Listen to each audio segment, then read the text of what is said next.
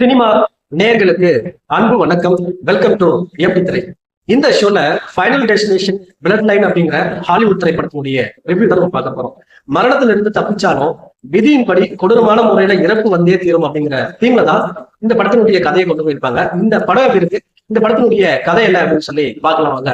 1968 Irish அப்படிங்கிற ஒரு பெண் தன்னுடைய காதலன் கூட புதுசா கட்டப்பட்டிருக்கிற ஒரு ஸ்கை டவருக்கு போறாங்க.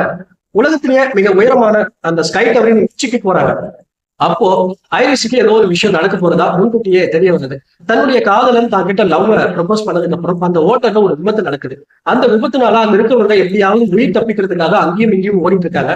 ஆனா எல்லாருமே கொடூரமான முறையில இறக்குறாங்க. இறுதியா ஐரிஷும் ஒரு சிறுவனும் மட்டும் உயிர் தப்பிக்கிற முயற்சியில இருக்கிறாங்க. அவங்களும் இறந்து போறாங்க.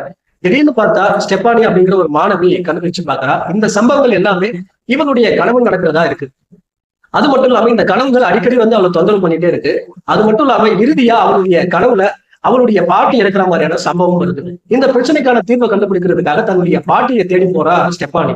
சோ அவங்க பாட்டி சொல்ற விஷயங்கள் எல்லாமே அவளுக்கு அதிர்ச்சி அளிக்கக்கூடிய வகையில இருக்கு.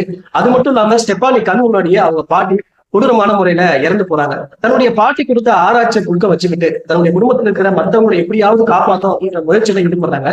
இறுதியா காப்பாத்தினாங்களா இல்லையா, என்ன ஆச்சு அப்படிங்கிறதா இந்த படத்தினுடைய மீதி கதை.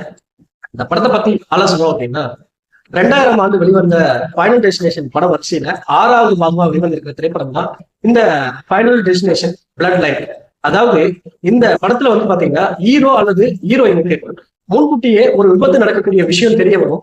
இதனால பல பேரை காப்பாற்ற முயற்சி பண்றாங்க. ஆனாலும் விதியின்படி அவங்க கொடூரமான முறையில இறக்குறாங்க. அப்படிங்கிற ஃபைனல் டெஸ்டினேஷன் படங்கள்ல வர அதே ஒன்லைன் ஸ்டோரி அப்படின்னா இருந்தாலும் இந்த படத்துல சின்ன சின்ன வித்தியாசங்களை பண்ணி இயக்குனர் திரைக்கதையை ரொம்ப சுவாரஸ்யமா கொண்டு போயிருக்காரு. இயக்குனர் ஜாக் ரிக்கோ. அது மட்டும் இல்லாம இந்த படத்தினுடைய ஹீரோயின் எப்பவுமே பதற்றமா இருக்கிற ஒரு கதாபாத்திரத்தில் நடிச்சிருக்காங்க.